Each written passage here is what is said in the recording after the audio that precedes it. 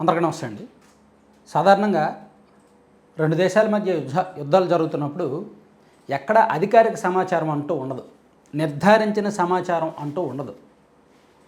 ఎందుకంటే ఉదాహరణకు ఇండియా పాకిస్తాన్ మధ్య యుద్ధం జరిగినప్పుడు పాకిస్తాన్లో ఇంతమంది చనిపోయారు అని చెప్పి ఇండియా మనం ఇలా డ్రోన్స్ ప్రయోగించాము, ఇలా క్షిపణులు ప్రయోగించాము, వాళ్ళ స్థావరాలను ధ్వంసం చేశాము, సో ఇంతమంది సైనికులు చనిపోయారు, ఇంతమంది ఉగ్రవాదులు చనిపోయారు అని మన వైపు మన మీడియా మన ప్రభుత్వం అఫీషియల్గా ప్రకటిస్తుంది.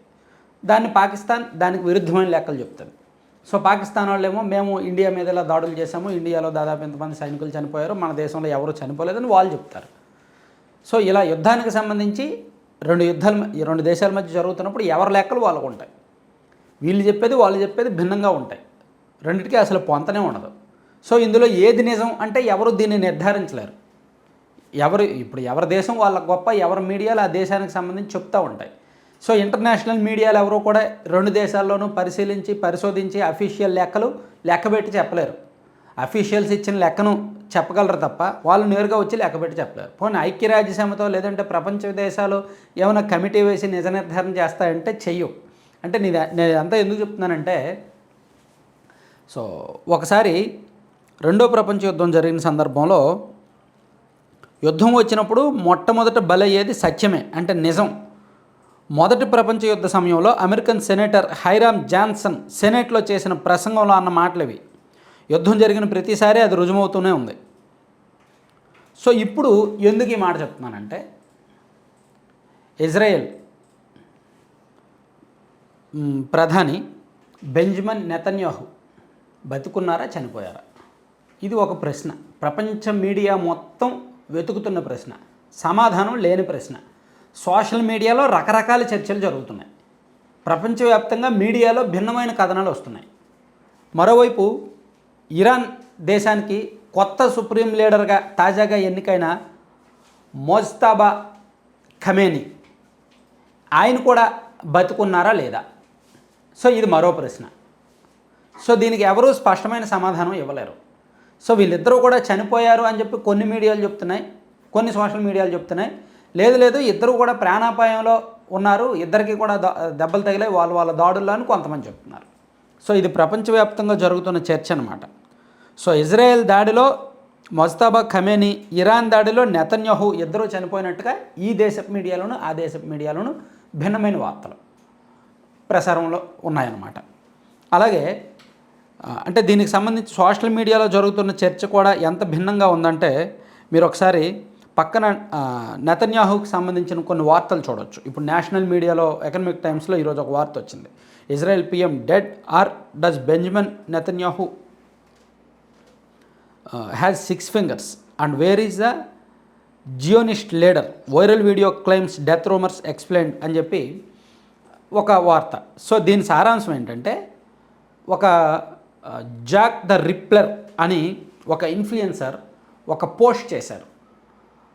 ఆ పోస్ట్లో నెతన్యాహు మాట్లాడుతున్నారు ఒక వీడియోలో. ఆ వీడియోలో మాట్లాడుతుండగా నెతన్యాహు చేతికి 6 fingers ఉన్నాయి. అతను చూపించాడు. ఆ 6 fingersని చూపించి, నెతన్యాహుకి 6 fingers లేవు కదా, సో ఏమైనా అతను చనిపోయాడా, ఇదేమన్నా ఏఐ వీడియోనా అని అనుమానాలు రేకెత్తించాలా అతను సోషల్ మీడియాలో పోస్ట్ చేశాడు. అలాగే అతను మరొక పోస్ట్లో సోషల్ మీడియా ఖాతాలో మరో అకౌంట్లో kim.com అని ఒక పెద్ద ఇన్ఫ్లుయెన్సర్ ఖాతాలో ఈ నెతన్యాహు తీవ్రంగా గాయపడిన ఫోటోలు కొన్ని బయటకు వచ్చాయి. సో మీరు చూడొచ్చు. అలాగే సోషల్ మీడియా ఖాతాల్లో రకరకాల ఫోటోలు బయటకు వస్తున్నాయి. నెతన్యాహు తీవ్రంగా గాయపడినట్టు, అతన్నేమో సైనికులు అతని సిబ్బంది పక్కకి తీసుకువెళ్తున్నట్టు, సేఫ్ ప్లేస్కి తీసుకెళ్తున్నట్టు కొన్ని ఫోటోలు అవి సోషల్ మీడియాలో బాగా వైరల్ అయ్యాయి అన్నమాట. సో ఇది ఎంతవరకు నిజం ఏంటనేది తెలియట్లా. సో దీనివలన ప్రపంచవ్యాప్తంగా మీడియాలు ఏవి కూడా క్లారిటీ ఇవ్వబోతున్నాయి. దీనికి కారణం ఏంటంటే, అతను నేరుగా భౌతికంగా కనిపించి లైవ్లో ఏ ప్రెస్ కాన్ఫరెన్స్ నిర్వహించింది లేదు. మొన్న ఒక వీడియో రిలీజ్ చేశారు. ఆ వీడియో ఏఐ వీడియో ఏమో అని అందరికీ డౌటు. అది చూడడానికి కూడా ఆల్మోస్ట్ అలాగే ఉంది, ఏఐ వీడియోలాగానే ఉంది. సో అందుకని కొత్త అనుమానాలు పుట్టుకొచ్చాయి. మరోవైపు ఈ ఖమేనీ విషయంలో కూడా కొన్ని అనుమానాలు ఉన్నాయి. సో ఇజ్రాయెల్ వాళ్ళు చేసిన క్షిపణి దాడిలో ఖమేనీ నివాసం ప్రాంతం మీద దాడి చేస్తే ఎలాగైతే ఖమేనీ వాళ్ళ తండ్రి, తల్లి, భార్య అందరూ కూడా యుద్ధం జరిగిన మొదటి రోజు మరణించారో, సేమ్ ఖమేనీ కూడా మొన్న 3 రోజుల కిందట మరణించాడు అనేది ఇజ్రాయెల్ వైపు మీడియా వాళ్ళు చేస్తున్న ప్రచారం. సో డొనాల్డ్ ట్రంప్ ఏం చెప్తున్నారంటే ఖమేనీ మరణించలేదు, కానీ తీవ్రంగా గాయపడ్డాడు, ప్రస్తుతం కోమాలో ఉన్నాడు అని చెప్తున్నారు.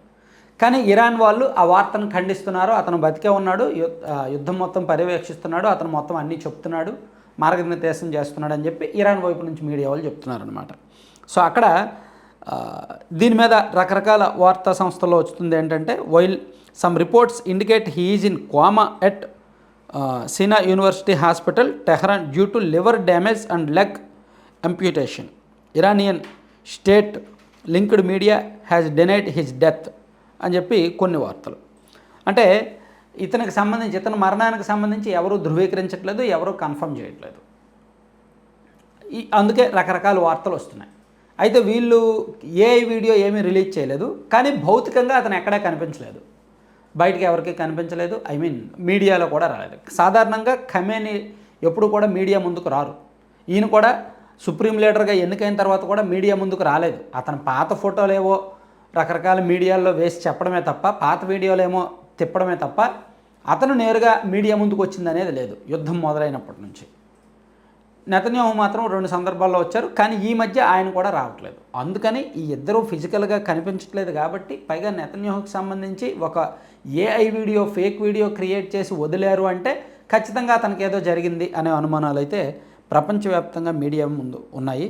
సో దీనికి ఎవరు నిర్ధారణ జరగట్లేదు. చెప్పుకున్నాం కదా, యుద్ధం జరుగుతున్నంతసేపు అబద్ధాలే ఉంటాయి, నిజం అనేది చచ్చిపోద్ది. ఫస్ట్ చచ్చిపోయేది నిజమే, ఏ 2 దేశాల మధ్య యుద్ధం జరుగుతున్నా.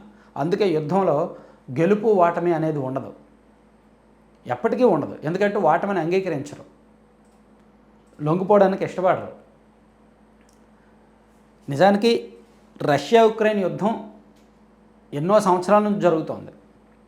ఆ రష్యా సైనిక బలానికి, రష్యా దగ్గర ఉన్న ఆయుధ సంపత్తికి ఉక్రెయిన్ ఎప్పుడో లొంగిపోవాలి లేదా ఓడిపోవాలి. కానీ యుద్ధం ఎందుకు జరుగుతుంది? చేస్తున్నారు, వాళ్ళకు ఓడిపోవడం ఇష్టం లేదు.